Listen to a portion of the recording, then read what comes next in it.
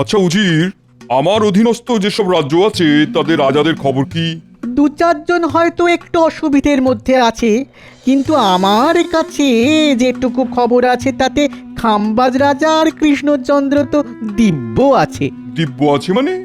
মানে খাচ্ছে দাচ্ছে আমোদে আহ্লাদে ফুর্তিতে ভালোই আছে। তো এত ফুর্তি আসে কি করে? কেন আসবে না জাহাপানা? দু রাজ্যেই তো যথেষ্ট ভালো ফসল হয়েছে। হ্যাঁ মানছি, তারা দুজনেই এবার আগে ভাগেই আপনার খাজনার টাকা মিটিয়ে দিয়েছে, তবুও খাজনা মিটিয়ে তাদের হাতে যা আছে তা দিয়েই চলছে। দুজনকেই এমন জব্দ করতে হবে যে কেরিয়ার কুল পাবে না। এটা একেবারে আমার মনের কথা বলেছেন জাহাপানা, কিন্তু কিছু একটা করুন জাহাপানা, ওদের ওই বারবারন তো আমার সহ্য হচ্ছে না। তা ওদের জব্দ করার বুদ্ধিটা কি তুমি দেবে নাকি আমাকেই মাথা খেলিয়ে বার করতে হবে? না না না না, ছি ছি ছি ছি, আপনি আবার কষ্ট করে মাথা খেলাবেন কেন হুজুর? আমি আছি কি করতে। ঠিক আছে, আজকের দিনটা সময় দিলাম, ভেবে বের করো বুদ্ধি।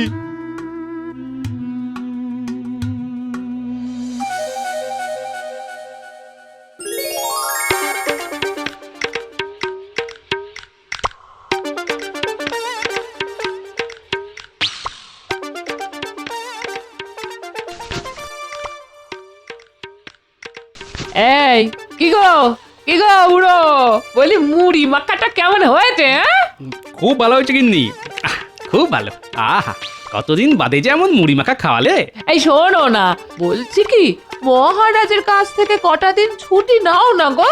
কেন খামোকা ছুটি নিতে যাবো কেন? এই চলো না কটা দিন বাইরে থেকে একটু ঘুরে আসি। বাইরে থেকে ঘুরে আসবে? আরে তার জন্য আবার ছুটি নিতে হবে কেন? চলো, এখনই চলো। কোথায়? চলো না, দুজনে মিলে হাত ধরাধরি করে বাড়ির বাইরে গিয়ে একটা চক্কর মেরে আসি, ব্যাস ঘোরা হয়ে যাবে। আমার সঙ্গে রসিকতা হচ্ছে তাই না? আরে এই দেখো, রসিকতা আবার করলাম কোথায়? তুমি বাইরে থেকে একটু ঘুরে আসতে বললে, তাই তো আমি তার উপায় বলে দিলাম। এই দেখো বুড়ো, কথার জালে তুমি রাজ্যের লোককে বোকা বানাতে পারো, কিন্তু আমাকে ভোলানো অত সহজ নয়। হ্যাঁ, এই বলে দিলাম। এই দেখো, সামান্য রসিকতায় কেমন রেগে গেল। রাগলে তো আবার সাক্ষাৎ রণচণ্ডী। এই গিন্নি, আরে শোনো শোনো। তোমার কোনো কথা শুনবো না আমি। যেদিন আমাকে তীর্থে ঘুরিয়ে আনবার জন্য মহারাজের কাছ থেকে ছুটি নেবে, ওই সেই দিন আমাকে গিন্নি বলে ডাকবে। হ্যাঁ, তীর্থে যাবে? তা সেটা তো স্পষ্ট করে বললেই হয়, তা না বাইরে থেকে একটু ঘুরে আসি বলা কেন বাপু? এই বাইরে থেকে একটু ঘুরে আসি এ কথা মোটেই বলিনি। আমি বলেছিলাম ওই কটা দিন বাইরে থেকে একটু ঘুরে আসি। ও, বলেছিলে বুঝি, তাহলে পুরোটা শুনতে পাইনি। তাহলে এবার খোলসা করে বলো, কবে তীর্থে নিয়ে যাবে আমায়? এই দেখো, বিয়ের পর থেকে 10 বছর অবধি মেয়েদের কাছে সব থেকে বড় তীর্থ হলো বাপের বাড়ি, আর বাপ মা গত হলে মেয়েদের কাছে সব থেকে বড় তীর্থ হচ্ছে শ্বশুর বাড়ি। তা এমন পবিত্র তীর্থক্ষেত্র থাকতে কষ্ট করে আর অন্য তীর্থে যাবে কেন গিন্নি? আবার কথার জাল বুনছো? এই দেখো, তীর্থে না নিয়ে গেলে আমি কিন্তু অনর্থ করে ছাড়বো, এই বলে দিলাম। হ্যাঁ, না, পাগলি খেপেছে দেখছি। যাই, আজ একবার মহারাজকে বলে দেখি।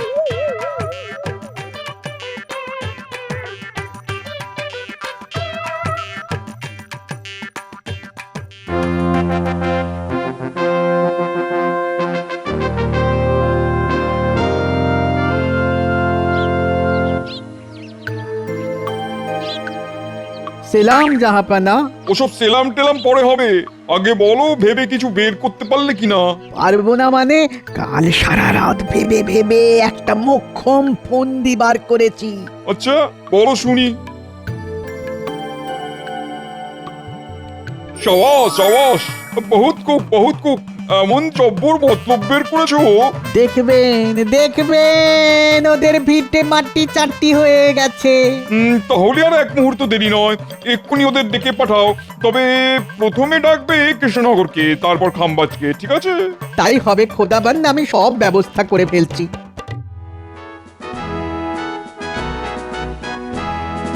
আপনার কাছে একটা আর্জি ছিল মহারাজ। বলো কি আরজি? গোপালের তো একটা মাত্রই আর্জি মহারাজ, ছুতোয় নাতায় কাঁদুনি গিয়ে আপনার কাছ থেকে কিছু টাকা চাওয়া। একটা কথা আছে জানেন তো মন্ত্রী মশাই, যার নজর যেমন সে দেখেও তেমন। শকুন যেমন চোখের সামনে সব সময় ভাগাড় দেখে, আপনিও তেমনি সারাক্ষণ দেখেন টাকা। খবরদার গোপাল, তোমার এত সাহস যে তুমি আমাকে শকুন বলো? এই দেখো, আপনাকে আবার শকুন বললাম কখন? শুধু আপনার নজরের সঙ্গে শকুনের নজরের তুলনা করলাম মাত্র। বাবা, গোপালের বুকের কি পাটা! মন্ত্রীমশাইকে বলে শকুন। গোপাল একেবারে জাতা। আচ্ছা, তোমরা কি থামবে নাকি সারাক্ষণ ক্যাচর ম্যাচর করে যাবে? বলো গোপাল, বলো কি তোমার আর্জি? আগে আমি কটা দিন ছুটি চাই মহারাজ। কেন? আগে আপনার বৌমাকে নিয়ে কটা দিন একটু তীর্থ করতে যাব। এ তো খুব ভালো কথা। তা নাও না ছুটি, বারণ করছে কি? সঙ্গে নিয়ে যায়া গোপাল যাবে গয়া। ঠিক বলেছে সভাকবি, কারণ গয়ায় গিয়ে অনেকের পিণ্ডি চটকাতে হবে তো। দেখেছেন মহারাজ, গোপাল আবার আমায় কিরকম টিপ্পনি কাটলো। হ্যাঁ, গোপাল আবার তোমার টিপ্পনি কাটলো কখন? ওই যে মহারাজ, বাংলায় একটা কথা আছে না, কথা পড়লো হাটের মাঝে, যার কথা তার বুকে বাজে।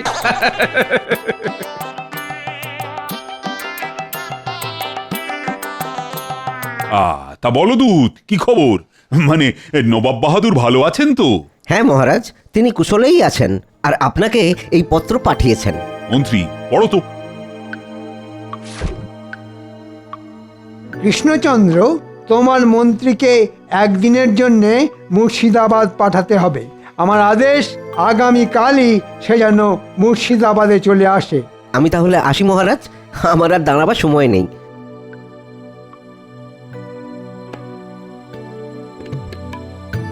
মহারাজ, এটা কি হলো? নবাব বাহাদুর হঠাৎ আমায় একলা ডেকে পাঠালেন কেন? সে আমি কি করে বলবো, কারণ তুমিও যেখানে আমিও সেখানে। মন্ত্রীমশাই দেবেন রওয়ানা, সেখানে জুটবে রাজকীয় খানা। আবার উল্টোটাও হতে পারে। কিরকম কিরকম? আমি গয়ায় গিয়ে যেটা করব ভাবছিলাম, মুর্শিদাবাদে ডেকে নিয়ে গিয়ে নবাব হয়তো সেই কাজটাই করে দেবেন। দেখেছেন মহারাজ, দেখেছেন গোপাল আমায় কিরকম ভয় দেখাচ্ছে। আরে আমার কথায় ভয় পাওয়া কি আর আপনাকে মানায়? যান যান যান, বুক ঠুকে বেরিয়ে পড়ুন। হ্যাঁ মন্ত্রী, কাল ভোর ভোরই বেরিয়ে পড়ো।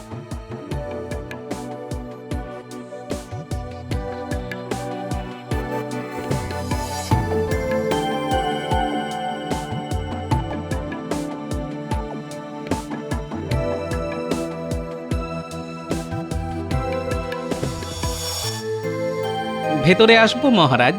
হ্যাঁ হ্যাঁ, এসো এসো এসো, বলো কি বলতে এসেছো? বলছিলাম কি, নবাব বাহাদুরের এই হুট বলে মন্ত্রীমশাইকে ডেকে পাঠানো আমি কিন্তু খুব একটা ভালো মনে নিচ্ছি না মহারাজ। এই কথা বলছো কেন গোপাল?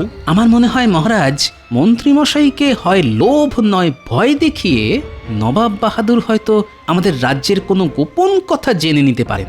একেবারে ঠিক বলেছো গোপাল। তাই আমি বলছি কি, একজন গুপ্তচরকে গোপনে মন্ত্রীমশাইকে অনুসরণ করার জন্য লাগিয়ে দিন। সে অন্তত আমাদের ভালো মন্দ খবরাখবর দিতে পারবে। ঠিক বলেছো গোপাল, আমি তাই করছি। মন্ত্রীর পেছনে একজন গুপ্তচর লাগিয়ে দিচ্ছি। গোপাল, মহারাজের মুখে শুনলাম তুমি নাকি বউকে নিয়ে তীর্থ করতে যাচ্ছ।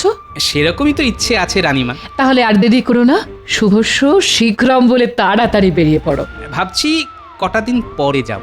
কাল মন্ত্রীমশাই মুর্শিদাবাদ যাচ্ছেন, বলা তো যায় না কোথাকার জল কোথায় গিয়ে দাঁড়ায়।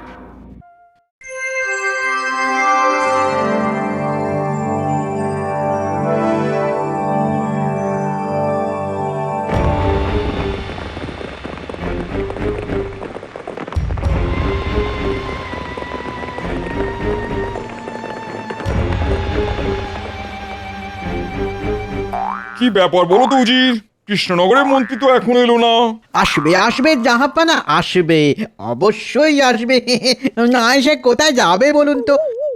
নবাব বাহাদুর, এসে গেছে এসে গেছে। এসে গেছে এসে গেছে। আমাকে দেখে এমন উচ্চস্বরে হাসছে কেন? গতিক তো সুবিধের বলে মনে হচ্ছে না। নবাব বাহাদুর, আরে এসো এসো এসো কৃষ্ণনগরের মন্ত্রী। তা তা পথে আসতে কোনো অসুবিধা হয়নি তো? না না, অসুবিধা হবে কেন? মহারাজ ঘোড়ার গাড়ি দিয়েছিলেন। না না, তবুও তোমার অসুবিধা হয়েছে। আহারে, রোদের তাতে চাঁদ মুখটা কেমন শুকিয়ে গেছে। খিদে পেয়েছে নিশ্চয়ই? হ্যাঁ, ওই মানে।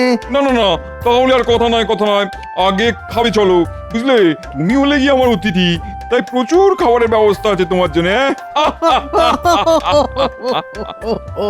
দুধ ছাই, সব কথায় এমন হাসে কেন? হ্যাঁ, চলো চলো চলো চলো, আগে পেট পুড়ে খেয়ে নেবে, তারপর হবে কথা। চলো চলো চলো। এ কি করেছেন জাহাপনা?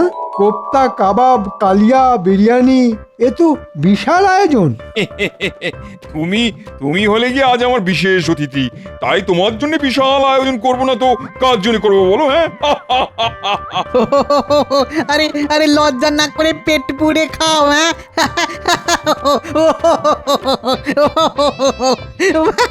বলা তো যায় না এরকম খাবার জীবনে আর কখনোই খেতে পাবে না। এরকম কথা বললো কেন? আরে খাও খাও, আমিও খাচ্ছি।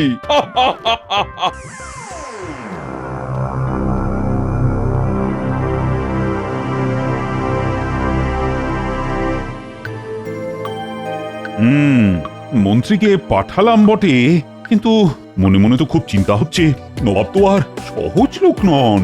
চিন্তা করবেন না মহারাজ, নবাব এর আগেও বহুবার আমাদের জব্দ করতে এসে নিজেই জব্দ হয়ে ফিরে গেছে। আর এবারেও যদি সেরকম কিছু মতলব করে থাকে, তাহলে এমন পাল্টা প্যাঁচ কষাবো না যে ওই নবাব আর তার মন্ত্রণাদাতা উজির সারা জীবন মনে রাখবে। চলুন এখন রাজসভায় চলুন। তাই চলো চলো চলো চলো।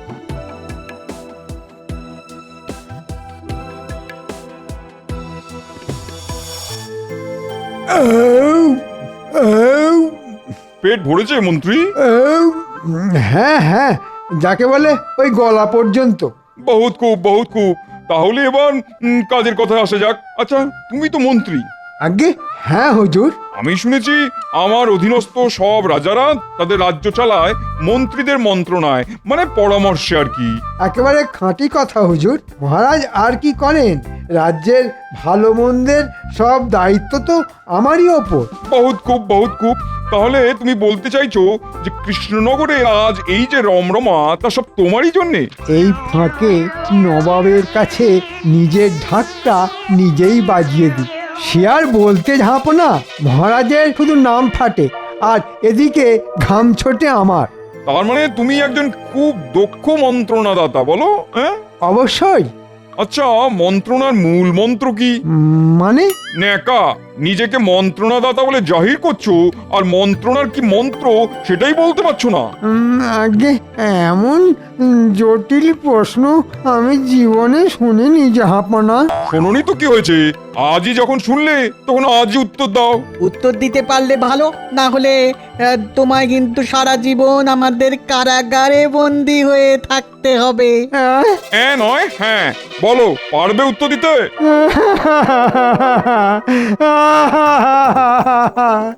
না হুজুর, পারবো না। তাহলে আমার কারাগারে বন্দি হয়ে থাকো। এরপর হবে কৃষ্ণচন্দ্রের পালা, তাকেও ডেকে এনে পরীক্ষা নেওয়া হবে। পারলে ভালো, না পারলে তাকেও কারাগারে ভরে কৃষ্ণনগরের সব রমরমা ঘুচিয়ে দেবো আমি। হ্যাঁ,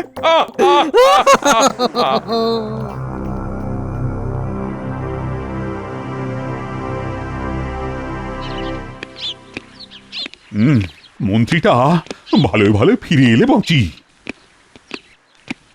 কি ব্যাপার গুপ্তচর, খবর কি? খুব খারাপ খবর মহারাজ। আমাদের রাজ্যের সুদিন নবাব বাহাদুর সহ্য করতে পারছেন না, তাই উত্তর হয় না এমন একটা জটিল প্রশ্ন করে মন্ত্রীমশাইকে কারাগারে বন্দি করে রেখেছেন। কি? এও বলেছেন এবার নাকি আপনার পালা, আপনারও নাকি পরীক্ষা হবে। উত্তীর্ণ হতে পারলে ভালো, না হলে কারাগার। কি এত বড় কথা, এভাবে ডেকে নিয়ে গিয়ে কারাগারে পুরে দেওয়া? কিন্তু এখন কি হবে গোপাল? হবে মানে আমরা এখনই মুর্শিদাবাদে যাব। মুর্শিদাবাদ? হ্যাঁ মহারাজ, মুর্শিদাবাদ। আমরা গিয়ে তাকে সরাসরি প্রশ্ন করব যে কেন এমন করলেন তিনি। কিন্তু গেলে তো তিনি আমাকেও হেনস্থা করবেন। অত সোজা নাকি? হ্যাঁ, নবাব যদি বুনো ওল হন, তাহলে আমিও বাঘা তেঁতুল। চলুন মহারাজ, আমরা আজই মুর্শিদাবাদ যাই। আজই? হ্যাঁ, আজই।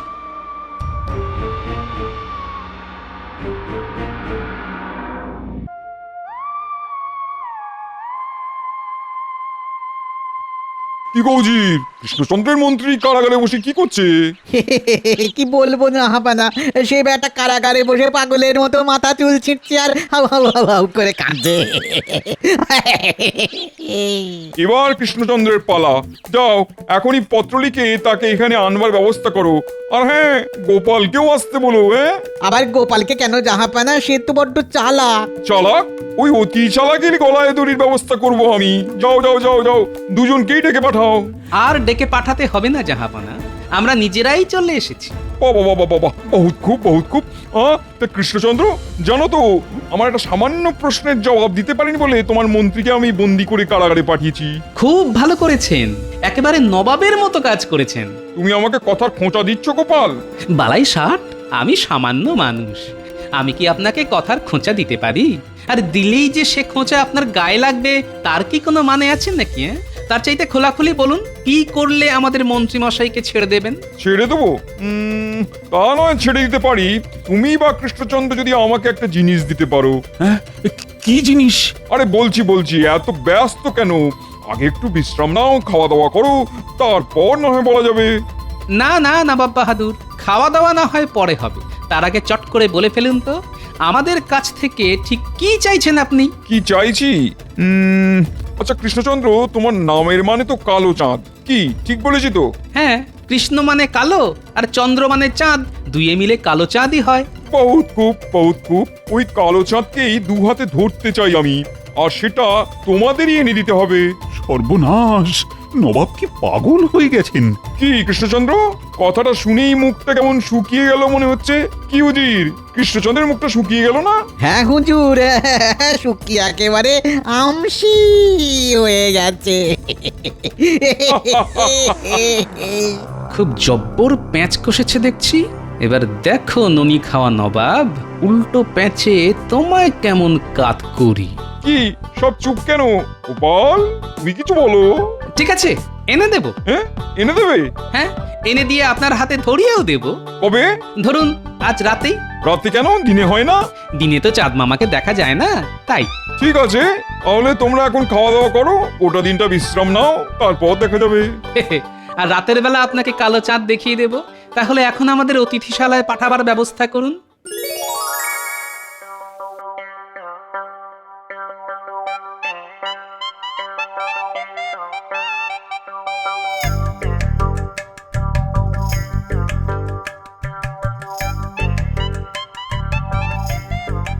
গোপাল, ও গোপাল!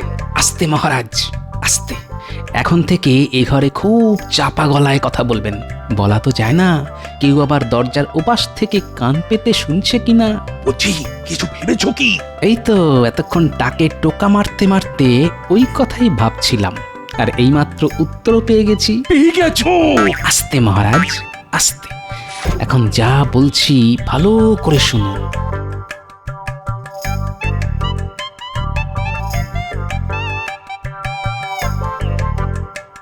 দূর ছাই, ঘরের মধ্যে যে কি সব কথাবার্তা হচ্ছে কিছুই তো শোনা যাচ্ছে না ছাই। এখন উজির সাহেবকে গিয়ে কি বলবো, আর বলতে না পারলে তো হাজার কথা শোনাবে।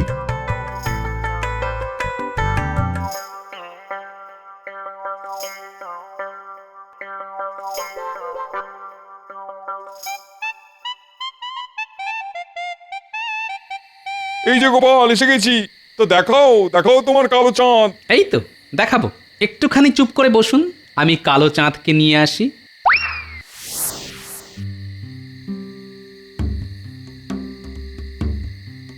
কি বুঝি, গোপাল আবার পালিয়ে গেল না তো? পালিয়ে আর যাবে কোথায় জাহাপানা, বলেছিলাম না জাল থেকে পালিয়ে গেলেও পুকুর থেকে তো আর পালাতে পারবে না। এই নিন হুজুর আপনার কালো চাঁদ, ধরুন ধরুন ধরুন। আরে কোথায় তোমার কালো চাঁদ? কিছুই তো দেখতে পাচ্ছি না। ওমা, দেখতে পাচ্ছেন না? তাহলে আপনার মন জুড়ে শুধুই পাপ। এ মা, ছি ছি ছি। মানে খুব সোজা, যাদের মনের মধ্যে পাপ আছে, যারা অন্যের ভালো দেখলে হিংসেই জ্বলে মরে, তারা কিন্তু কালো চাঁদকে দেখতে পায় না। কিন্তু যারা সাদা মনের, যাদের মনে কোনো পাপ বা হিংসে নেই, তারা ঠিক কালো চাঁদকে দেখতে পায়। কি সব বলছো গোপাল? কৃষ্ণচন্দ্র, তুমি কি কালো চাঁদ দেখতে পাচ্ছ? হ্যাঁ নবাব বাহাদুর, দেখতে পাচ্ছি। কালো হলেও কি সুন্দর দেখতে। উজির, তুমি কি কালো চাঁদ দেখতে পাচ্ছ? এখন দেখতে পাচ্ছি না বললে সকলে ভাববে আমার আমার মনের মধ্যে পাপ আছে। কি হলো উজির, দেখতে পাচ্ছ না তো? না জাহাপানা, পাচ্ছি পাচ্ছি তো, পাচ্ছি কি বড়িয়া দেখতে। তাহলে দেখুন, সকলেই দেখতে পেল, শুধু আপনি পেলেন না। তার মানে আপনার মনের মধ্যে পাপ আছে, তাই না জাহাপনা? চুপ করো বেয়াদব, আর একটা কথা শুনতে চাই না। যাও, এক্ষুনি দূর হয়ে যাও এখান থেকে। ঠিক আছে, যাচ্ছি, কিন্তু আমাদের মন্ত্রী মশাইকে ফিরিয়ে দিতে হবে তো। উজির, ওদের মন্ত্রীকে ছেড়ে দাও। ধন্যবাদ জাহাপনা, আমরা তাহলে আসি। চলুন মহারাজ।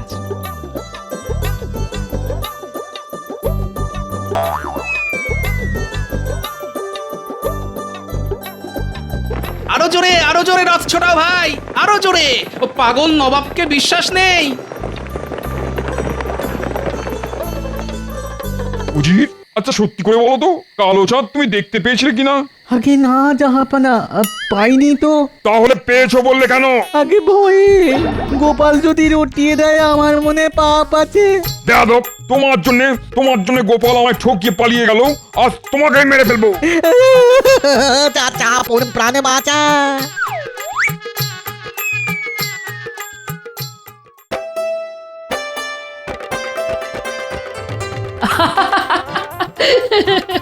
সত্যি গোপাল, সত্যি দুষ্টু বুদ্ধিতে তোমার জুড়ি মেলা ভার। তাহলে এবার আমায় কটা দিন ছুটি দিন মহারাজ, আমার এই পাগলি বউটাকে নিয়ে কটা দিন তীর্থ করে আসি। মরণ, মহারাজের সামনে কথা ছিড়ি দেখো। যাবে বই কি গোপাল, অবশ্যই যাবে, আর সব খরচ খরচা আমার। চলো গিন্নি, তাহলে ঘুরে আসা যাক। আহ, দেখে মথুরা বৃন্দাবন খুশি হবে আমার গিন্নির মন।